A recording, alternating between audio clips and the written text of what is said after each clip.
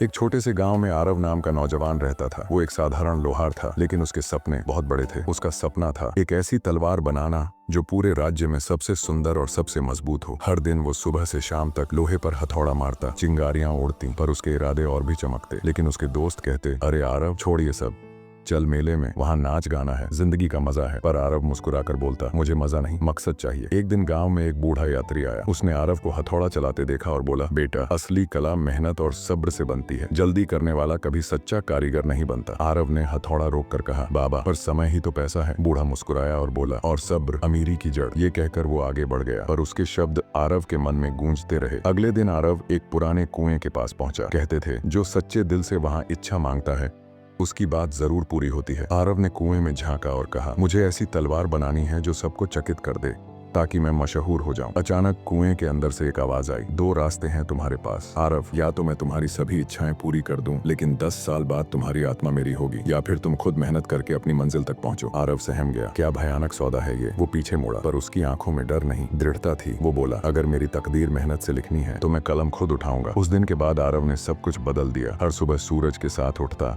रात को चांद के साथ काम खत्म करता।